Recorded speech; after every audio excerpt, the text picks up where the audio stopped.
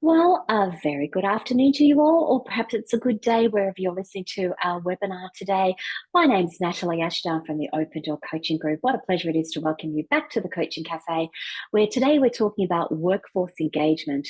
We're continuing our story and our conversations around workforce engagement and the startling statistics that it's only 20%.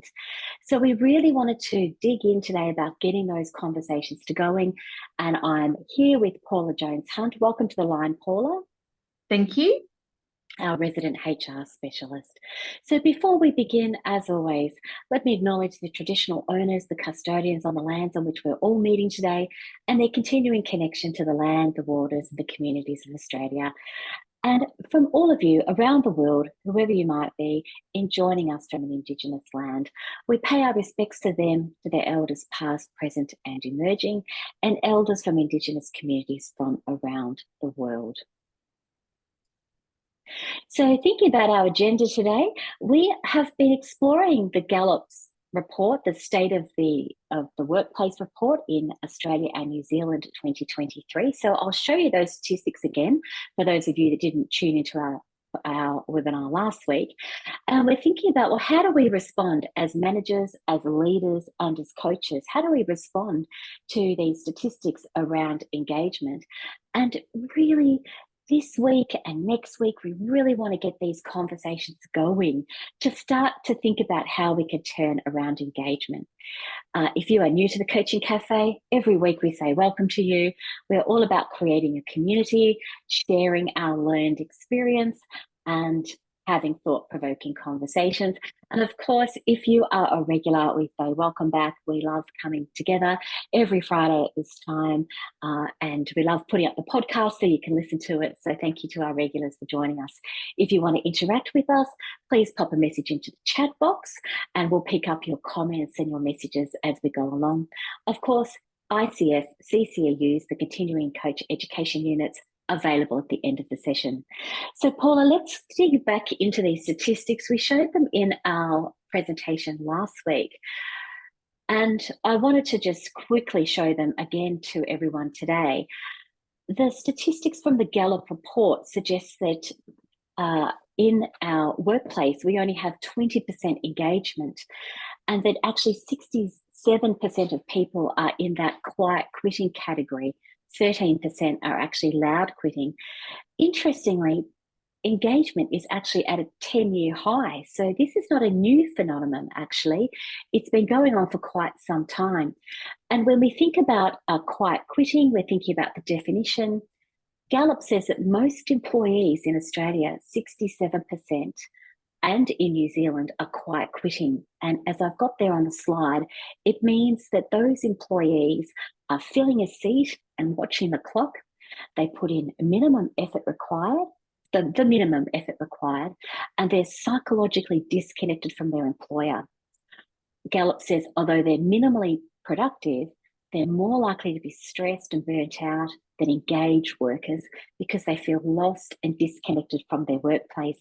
And Paula, you've been doing a lot of mental health first aid training. We know that this disengagement can have an impact on people's mental health as well. So I just wondered what you were thinking when you think about quiet quitting and what's happening there for you. Yeah, I don't think the topic we're talking about is new.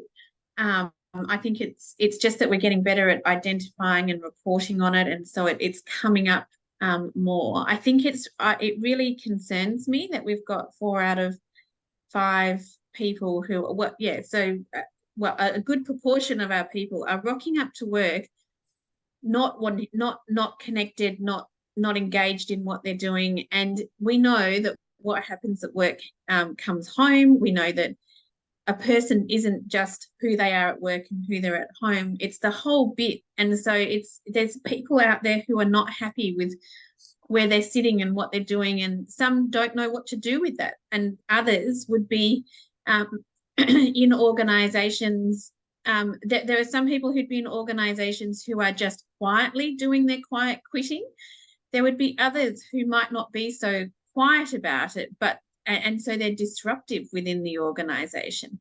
So there's a lot in there about what's going on for people. And if you can imagine, you've got managers out there who are quiet quitting. You've got leaders of organizations who are quiet quitting. And so if they're quiet quitting, what's the impact on their team? Yes, indeed. I think you're right to point out that, as you say, if this is happening for people, then it will be definitely impacting their home life for sure.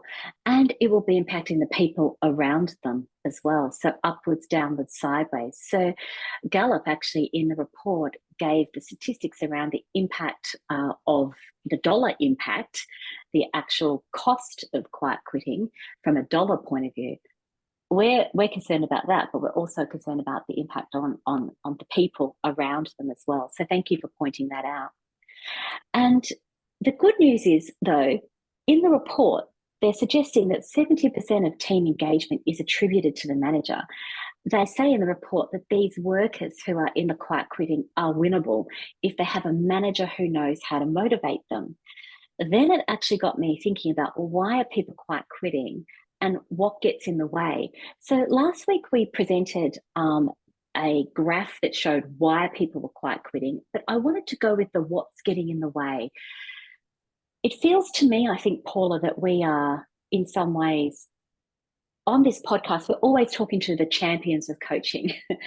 So we know that managers need to do more coaching and that coaching is an opportunity to turn this around.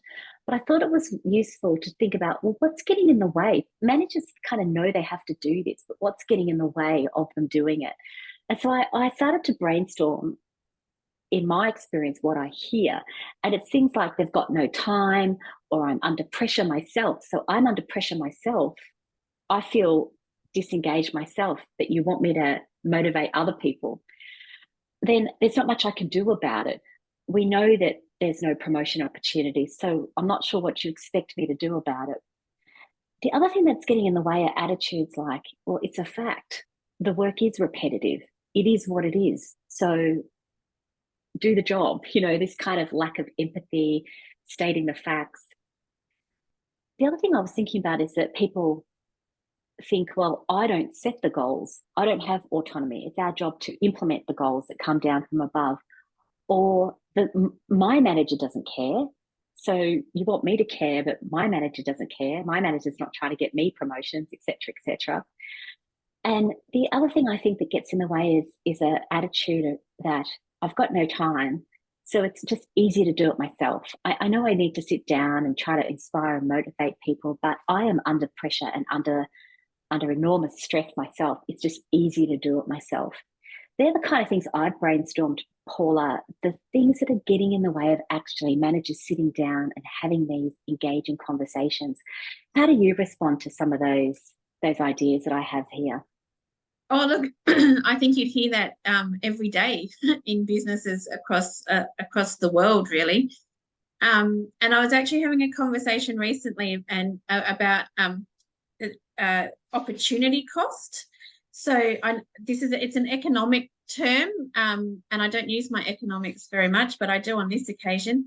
In this economic space, what opportunity cost is, what else could you be doing if you weren't doing this? So what else? So, and then if you think about the employee, your staff as well, what else could they be doing if we didn't have to have this conversation because they were engaged, because they did know what they needed to do? So the whole easier to do it myself and I've got no time. But what if you had the great coaching conversation and you did have time? What would that mean for you? And it's sort of flipping it around. It really is. And this is the thing I can't get away from, is that it is this flip that has to happen.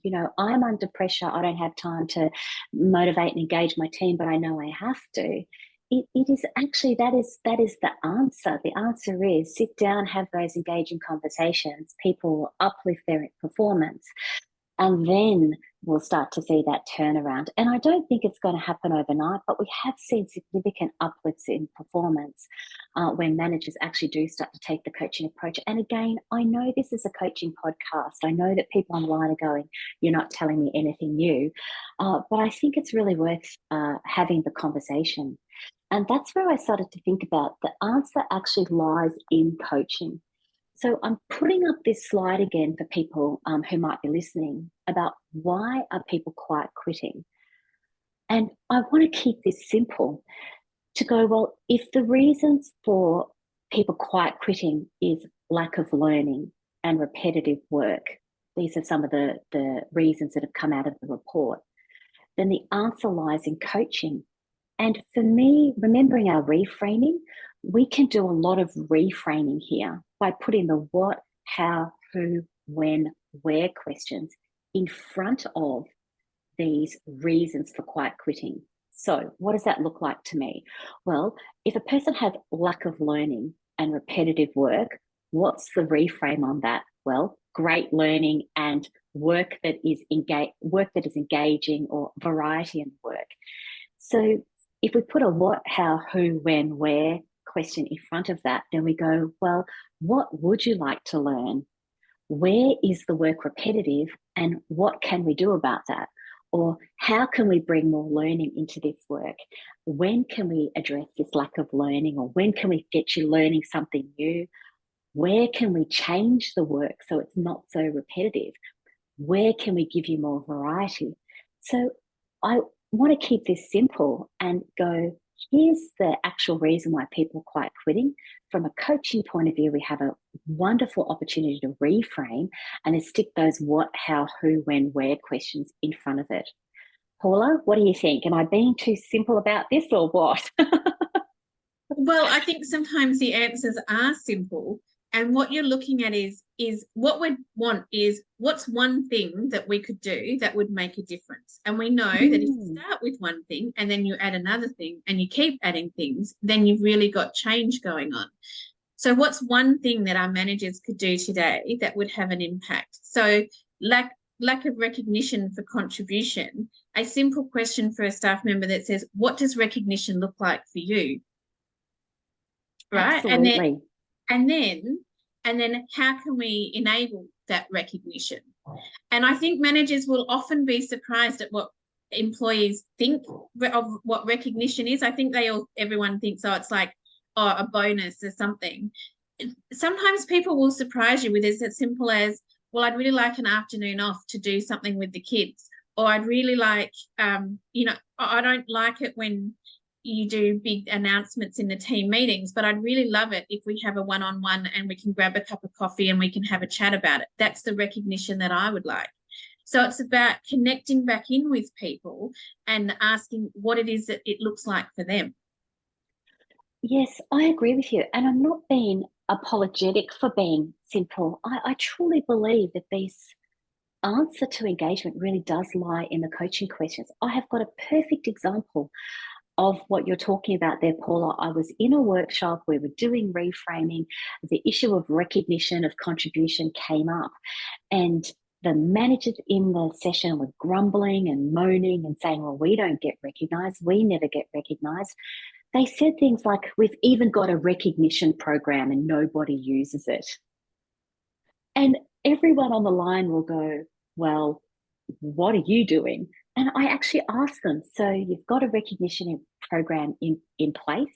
It was $50 vouchers that people could give once a week. And I said to them, so how many $50 vouchers have you all given out? And they said, well, one person had given one maybe a few weeks ago or maybe a couple of months ago or something like that. So I cut to a morning tea break. And when they came back, said, let's talk about who you need to recognise. What contribution have people made? When was the contribution? Where is there opportunity to recognise people? And who's going to get a $50 voucher? And I probably cost the company a lot of money that day because they had about 20 managers in the room who all decided to give out a $50 voucher.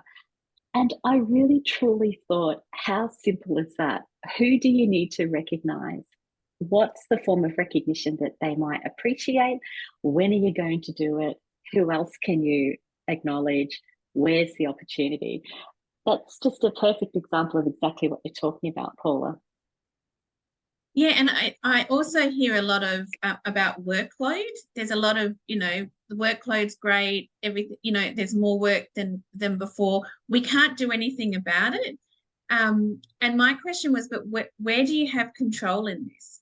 So when you're looking Yes, at the workload, there are some things that are out of your control, but from a coaching perspective, we're looking for accountability and responsibility. So where do you have the control? What could you do that would help you with your workload? Let's not talk, let's really focus in on what difference could you make in the way that you're doing things that would have a great impact here. You still have to do the work. We know that is, but where do you influence yourself in there so that you're doing it in the way that works best for you?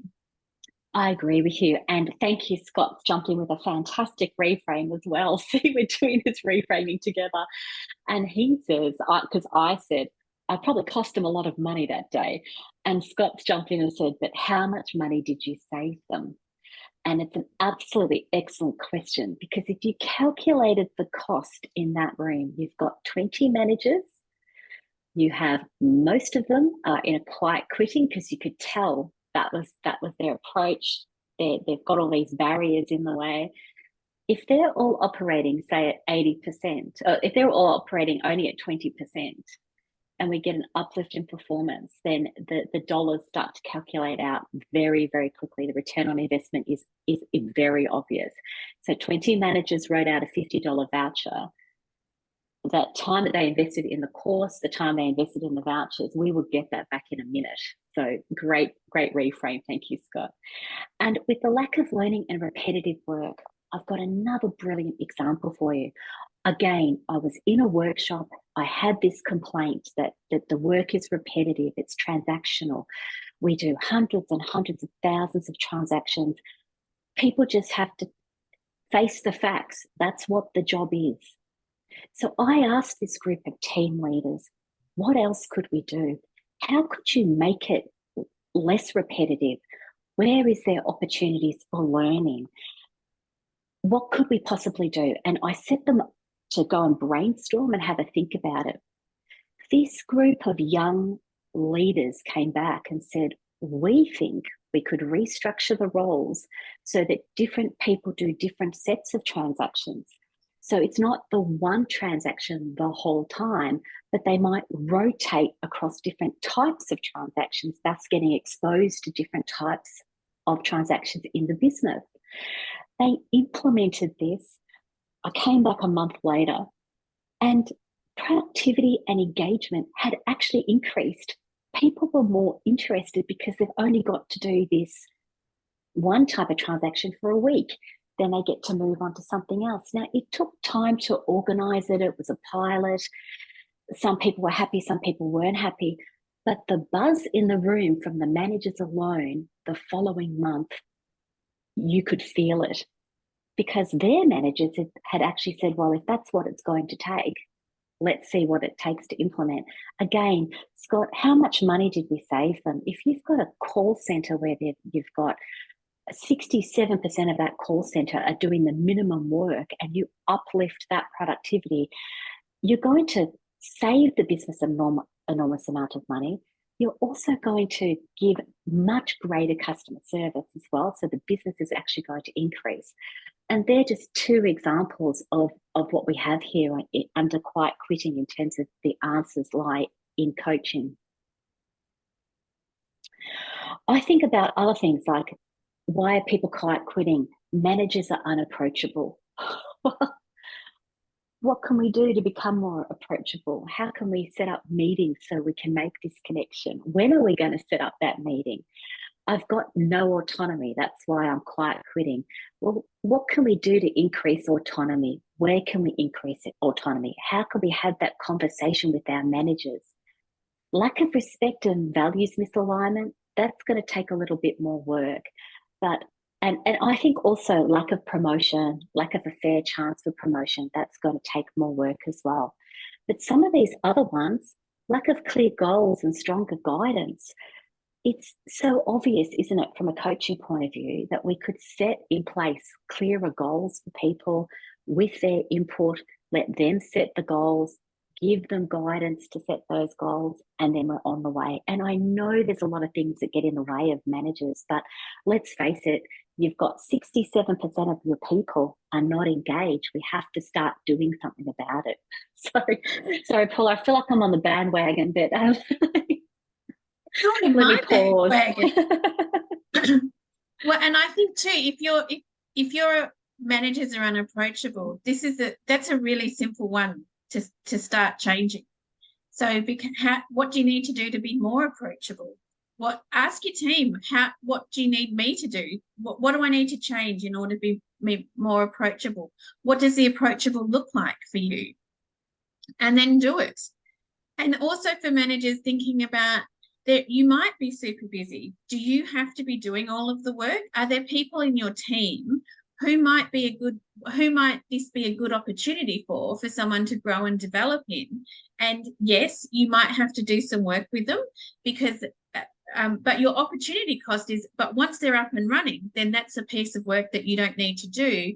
And you've actually engaged someone, you've given them more autonomy, you've given them a learning opportunity, you've knocked off about 3 or 4 of those things in one go around why people are quite quitting. I agree with you. And I hope it doesn't sound, everybody, that we're just beating up on managers. So we're not just talking about middle managers here.